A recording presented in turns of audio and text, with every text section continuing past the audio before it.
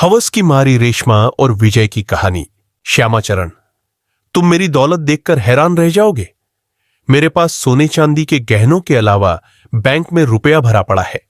अगर मैं खुलकर खर्च करूं तो भी आगे आने वाली पीढ़ी के लिए कम न होगा। तुम मेरी हैसियत का मुकाबला नहीं कर सकोगे क्योंकि तुम्हारी कोई हैसियत ही नहीं है। श्यामाचरण सिर नीचा किए मन ही मन मुस्कुराता रहा। वह सोचने लगा, विवेक राय अचानक ऐसी बातें क्यों कह रहे हैं। श्यामाचरण, मैं चाहूं तो अपनी इकलौती बेटी रेशमा को सोने चांदी के गहने से लाद कर किसी ऊंचे करोड़पति के यहां उसके लड़के से ब्याह दूं, लेकिन जानबूझकर फटे बोरे में पैबंद लगा रहा हूं क्योंकि तुम्हारा बेटा विजय मुझे पसंद आ गया है, जो अभी ग्रेजुएशन ही कर रहा है। मेरी दूर तक पहुंच है। तुम्हारा बेटा जहां भी नौकरी करना चाहेगा लगवा दूंगा। तुम तो उसकी जिंदगी भर कोई मदद नहीं कर पाओगे। तुम जितना दहेज मांगोगे उससे दोगुना तिगुना मिलेगा। थोड़ी देर बाद कुछ सोचकर विवेक राय आगे बोले, क्या सोचा है तुमने? श्यामाचरण, मेरी बेटी खूबसूरत है, पढ़ी लिखी है, जवान है। इससे बढ़कर तुम्हारे बेटे को क्या चाहिए? वैसे मैंने तुम्हारे बेटे को अभी तक देखा नहीं है।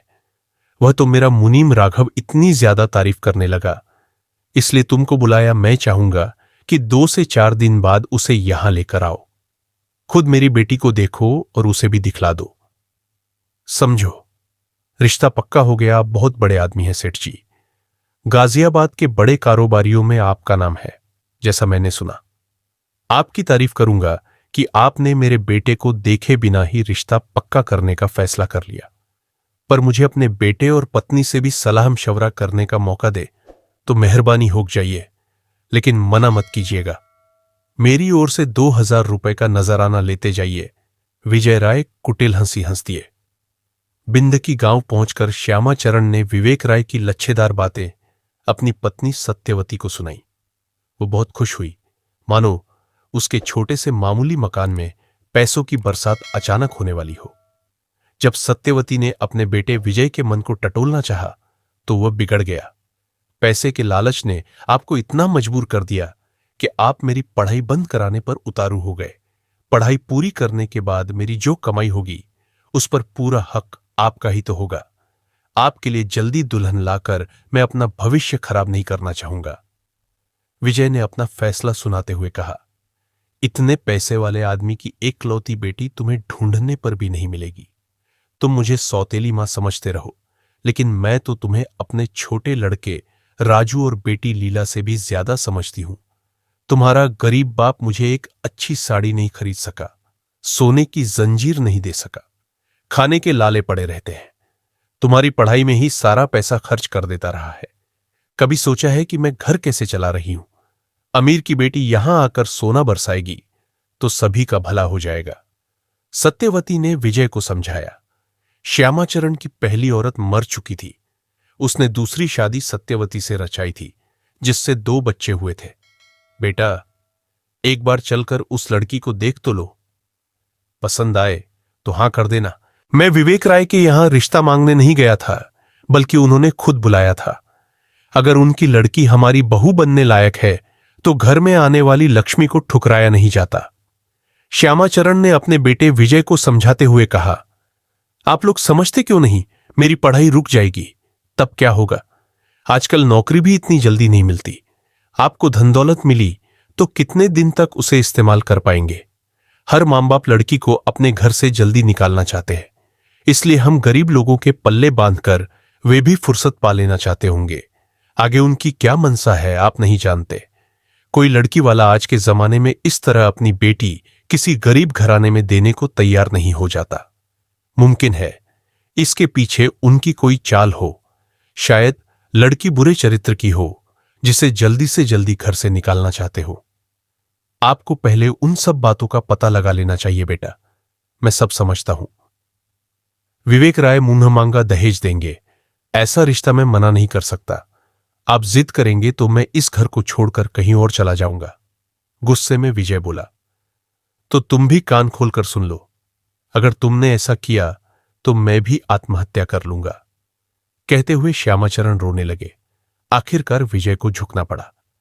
गाजियाबाद में विजय अपने पिता के साथ जाकर विवेक राय की बेटी रेशमा को देखने के लिए राजी हो गया। सच में श्यामाचरण पैसों का लालची था। उसने रेशमा के बारे में किसी के द्वारा पूरी जानकारी हासिल करना जरूरी नहीं समझा। सत्यवती ने भी अपने सौतेले बेटे विजय के भविष्य के बारे में सोचना जरूरी नहीं समझा। वह तो चाहती थी कि जल्द से जल्द उसके यहां छप्पर फाड़कर रुपया बरसे, लड़की जैसी भी हो, उससे सरोकार नहीं। फिर भी उसके मन में शंका बनी थी कि बिना किसी ऐब के एक रईस अपनी बेटी को इतनी जल्दी गरीब घराने में शादी के लिए दबाव क्यों डालने लगा था। फिर उसने सोचा, उसे लड़की से क्या लेना देना, उसे तो गहने धन दौलत से मतलब रहेगा, जिसे पाकर वह खुद राज करेगी। विवेक राय ने श्यामाचरण को यह भी बतला दिया था कि उनके पास केवल दौलत ही नहीं बल्कि सत्ता की ताकत भी है। कई बड़े सरकारी अफसर, नेता, मंत्री और विधायकों से भी याराना है, जिसकी वजह से उसका शहर में दबदबा है। उन्होंने यह भी भरोसा दिलाया कि विजय को दामाद बनाते ही उसे अच्छी नौकरी दिलवा देंगे। विवेक राय चरित्रहीन था। उसने 4 शादियां की थी। पहली पत्नी से रेशमा हुई थी। जब रेशमा 4 साल की हुई तो उसकी मां मर गई। उसके बाद धीरे धीरे विवेक राय ने 3 शादियां और की थी, पर वे तीनों ही संदिग्ध हालात में मर गई थी। रेशमा को उन तीनों की मौत के बारे में भनक थी, पर जानकर भी वह अनजान बनी रही और दब कर रहने की आदी हो चुकी थी। विवेक राय की सबसे बड़ी कमजोरी बाजारू औरतें और शराब की लत थी। जब विवेक राय पर नशे का जुनून सवार हो जाता तो वे भूखे भेड़िए की तरह औरत पर टूट पड़ते और दरिंदे की तरह रौंद डालते। विजय ने रेशमा को देखा। वह बहुत खूबसूरत थी। सजाकर बाप बेटे के सामने लाकर बैठा दी गई थी। गले में मोतियों की माला, नाक में हीरे की नथ, बालों में जूही के फूल। उस खूबसूरती को देखकर विजय ठगा सा रह गया। रेशमा ने भी अपनी चितचोर निगाहों से विजय को देखा। वह रेशमा के मन को भा गया, लेकिन एक बार भी उसके होठों पर मुस्कुराहट नहीं आई, जैसे वह किन्हीं ख्यालों में खोई थी। विजय के कुछ पूछने पर सिर झुका देती, मानो उसमें लाज शर्म हो। विवेक राय ने दोनों की भावनाओं को समझा। नाश्ता पानी होने के बाद श्यामाचरण और विजय को 1 महीने के अंदर रेशमा से शादी करने को विवेक राय मजबूर करते रहे कि वे लोग बारात लेकर गाजियाबाद में फलां तारीख की अमुक जगह पर पहुंच जाए। उसी समय विवेक राय ने 50,000 रुपए श्यामाचरण के हाथ में नजराने की रस्म अदा कर दी और भरोसा दिलाया कि उन्हें मुंह मांगी कीमत मिलेगी। घर लौटने पर विजय ने शादी करने से मना कर दिया, लेकिन पिता की धमकी और जोर डालने पर उसे मजबूर होना पड़ा। तय समय पर कुछ लोगों के साथ श्यामाचरण अपने बेटे विजय को दूल्हा बनाकर बारात गाजियाबाद ले जाना पड़ा। वहां आलीशान होटल में उन लोगों के ठहरने का इंतजाम किया गया था। बारात की शोभा बढ़ाने के लिए उन्हीं की ओर से इंतजाम किया गया था, क्योंकि विवेक राय शहर के रुतबेदार शख्स थे। देखने वाले यह न समझे कि बेटी का रिश्ता ऐसे वैसे घर में जोड़ा था। बारात धूमधाम से उनके घर के पास पहुंची दुल्हन की तरह उनकी बड़ी सी कोठी को बिजली की तमाम रोशनी द्वारा सजाया गया था। शहनाइयों की आवाज गूंज रही थी। बड़े बड़े लोग, नाते रिश्तेदार, विधायक, मंत्री और शहर के जाने माने लोग वहां मौजूद थे। रेशमा को कमरे के अंदर बैठाया गया था। वह लाल सुर्ख लहंगे, दुपट्टे और गहनों से सजाई गई थी। सहेलियां तारीफ करते छेड़छाड़ कर रही थीं, पर वह शांत और गंभीर थी। शहनाई की आवाज मानो उसके दिल पर हथौड़े की तरह चोट कर रहे थे। शादी के बाद तीसरे दिन बारात वापस लौटी। कीमती तोहफे, घरेलू सामान और दूसरी चीजों से कई बक्से भरे थे, जिसे देखकर नाते रिश्तेदार खुशी से सराबोर हो गए। बहू का भव्य स्वागत किया गया। रात भर के जागे दूल्हा दुल्हन थके थे, इसलिए दोनों को अलग अलग कमरों में आराम करने के लिए घरेलू रस्मदाई के बाद छोड़ दिया गया। शाम तक दूसरे रिश्तेदार भी चले गए। सुहागरात मनाने के लिए रेशमा को सजाकर पलंग पर बैठाया गया था। विजय कमरे में आया। उसने अपनी लुभावनी बातों से रेशमा को खुश करना चाहा। हथेली सहलाई, अपने पास खींचना चाहा, तो उसने मना किया। कई बार उसके छेड़ने पर रेशमा उससे कटती रही। उसकी आंखों से आंसू निकलते देख विजय ने सोचा कि पिता की इकलौती औलाद है, उसे पिता से बिछुड़ने की पीड़ा सता रही होगी, क्योंकि उसकी मां न थी।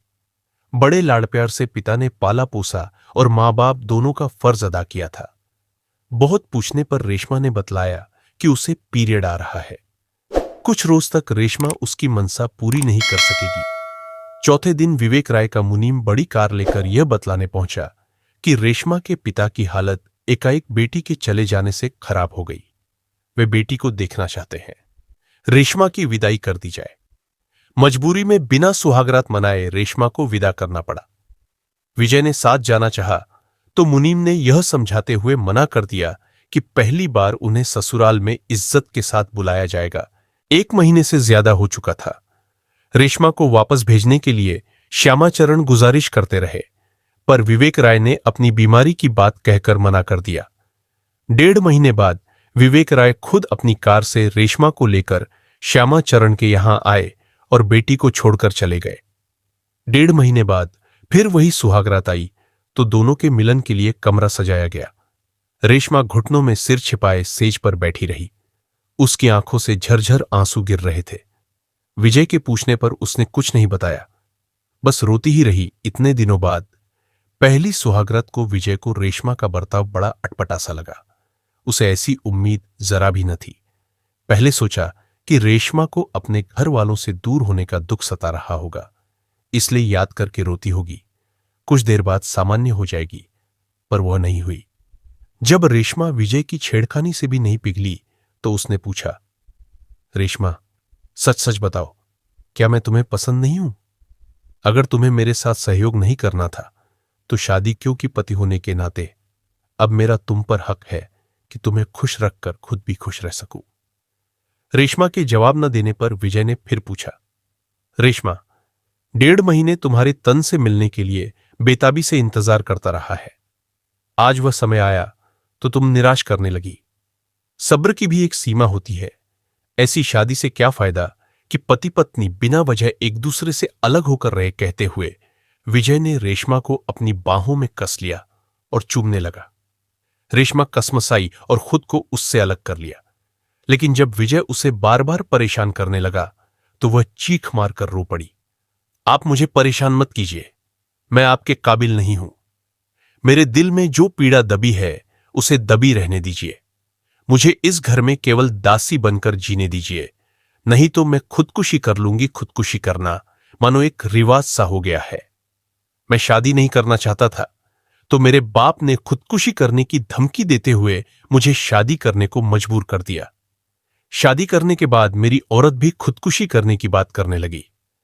अच्छा, तो यही होगा कि सबकी चाहत पूरी करने के लिए मैं ही कल सबके सामने खुदकुशी कर लूं? नहीं नहीं, आप ऐसा नहीं कर सकते। आप इस घर के चिराग हैं, पर आप मुझे मजबूर मत कीजिए। मैं आपके काबिल नहीं रह गई हूं। मुझे अपनों ने ही लूट लिया। मैं उस मुरझाए फूल की तरह हूं जो आप जैसे अच्छे इंसान के गले का हार नहीं बन सकती। मैं आपको अपने इस पापी शरीर के छूने की इजाजत नहीं दे सकती, क्योंकि इस शरीर में पाप का जहर भरा जा चुका है। मैं आपको कैसे बताऊं कि मेरे साथ जो घटना घटी वह शायद दुनिया की किसी बेटी के साथ नहीं हुई होगी। ऐसी शर्मनाक घटना को बताने से पहले मैं मर जाना बेहतर समझूंगी। मुझे मरने भी नहीं दिया गया। 2 बार खुदकुशी करने की कोशिश की, पर बचा ली गई मानो मौत भी मुझे जीने के लिए तड़पाती छोड़ गई। उफ, कितना बुरा दिन था वह, जब मैं आजाद होकर अंगड़ाई भी न ला सकी और किसी की बदनीयती का शिकार बन गई। इतना कहकर रेशमा देर तक रोती रही। विजय ने उसे रोने से नहीं रोका। अपनी आप बीती सुनाते सुनाते वह पलंग पर ही बेहोश होकर गिर पड़ी। विजय ने रेशमा के मुंह पर पानी के छींटे मारे। उसे होश आया तो वह उठ बैठी। मेरी आप बीती सुनकर आपको दुख पहुंचा, मुझे माफ कर दीजिए, कहकर रेशमा गिड़गिड़ाई। तुमने जो बताया उससे यह साफ नहीं हुआ कि किसने तुम पर जुल्म किया। अच्छा होगा तुम उसका खुलासा कर दो तो तुम्हें सुकून मिलेगा। लो, 1 गिलास पानी पी लो। तुम्हारा गला सूख गया है, फिर अपनी आप बीती मुझे सुना दो। भरोसा रखो, मैं बुरा नहीं मानूंगा। विजय के कहने पर आंखें पोंछती हुई रेशमा अपनी आप बीती सुनाने को मजबूर हो गई। मेरे पिता मेरी मां को बहुत प्यार करते थे। मां की अचानक मौत से वे इतने दुखी हुए कि उन्होंने खूब शराब पीनी शुरू कर दी। मैं बड़ी होने लगी थी, मुझमें अच्छे बुरे की समझ भी आने लगी थी। पिता ने एक के बाद एक 4 शादियां कर डाली। पहली 2 बीवियों को वे अपने दोस्तों को सौंपते रहे, जिससे तंग आकर उन्होंने नदी में डूबकर जिंदगी खत्म कर ली। तीसरी से शादी रचाकर उसके साथ भी वही बुरा काम वे करते रहे। उसने बहुत समझाया पर पिता नहीं माने। एक दिन उसने भी अपने मायके में जाकर खुदकुशी कर ली। मेरे पिता पर उनकी खुदकुशी करने का कोई असर नहीं पड़ा। पैसे के बल पर उनके खिलाफ कोई केस नहीं बन पाया। चौथी औरत इतनी खूबसूरत थी कि अपने प्रेम भाव से मेरे पिता को वश में करते हुए उनकी बुरी आदतें कई महीने तक छुड़ा दी। तब मैं 15 साल की उम्र पार कर चुकी थी। चौथी मां भी मुझे अपनी सगी बेटी की तरह प्यार करती थी। 3 साल तक वह मुझे पालती रही, लेकिन उसे कोई ऐसी खतरनाक बीमारी लगी कि मर गई। मेरे झल्लाद पिता फिर से शराब पीने लगे, बाजारू औरतों को घर में बुलाकर अय्याशी करने लगे। मैं अक्सर देखती तो आंखें बंद कर लेती। उनके दोस्त भी अक्सर घर पर आकर शराब पीते और औरतों से ऐश करते। उनकी गिद्ध जैसी नजरें मुझे भी देखती, मानो मौका पाते ही वे मुझे भी नहीं छोड़ेंगे। मैं उनसे दूर रहती थी। उनसे बचने के लिए अक्सर रात को अपनी सहेलियों के यहां सो जाती थी। एक दिन मेरे पिता नशे में चूर किसी नाच गाने वाली के यहां से लौटे थे। उनकी निगाह मुझ पर पड़ी। मैं मैक्सी पहने सो रही थी। शायद मेरा कपड़ा कुछ ज्यादा ही ऊपर तक खिसक गया था। नशे में चूर वे अपने खून की ममता भूल गए और मेरे पलंग पर आ बैठे। छेड़ते हुए मेरे जिस्म को सहलाने लगे। मेरी नींद खुली तो वे बोले, लेटी रहो, बिल्कुल अपनी मां की सूरत पाई है तुमने, कोई फर्क नहीं। उसकी याद आ गई तो तुम्हें गौर से देखने लगा। उसके बाद मैंने बहुत हाथ पैर पटके, पर वे नहीं माने। उन्होंने मुझे अपनी हवस का शिकार बना डाला। मैं बहुत रोई, लेकिन उन पर कोई असर नहीं पड़ा। यहां पड़ी रहने दीजिए। अगर आपने मुझे घर से निकाल दिया तो मेरे पिता आपको और आपके घर वालों पर मुकदमा चलाकर परेशान कर डालेंगे। आप चुपचाप दूसरी शादी कर ले। मेरे पिता आप लोगों के खिलाफ कुछ नहीं कर पाएंगे। जब मैं चुप रहूंगी तो कोई कोर्ट मेरे पिता की आवाज नहीं सुनेगा। इतना कहकर रेशमा विजय के पैरों पर गिर पड़। तुमने अपनी आप बीती बताकर अपने मन को हल्का कर लिया। समझ लो कि तुम्हारे साथ अनजाने में जो हुआ वह एक डरावना सपना था। मैं तुम्हारे दर्द को महसूस करता हूं। उठो रेशमा, उठो। तुमने कोई पाप नहीं किया। तुम्हारी जगह मेरे दिल में है। तुम्हारी चुंदरी का दाग मिट गया। आज से तुम्हारी जिंदगी का नया सवेरा शुरू हुआ, जो अंत तक सुखी रखेगा। कहते हुए विजय ने उसे उठाया। उसकी आंखें पोंछी और सीने से लगा लिया रेशमा भी विजय का प्यार पाकर निहाल हो गई।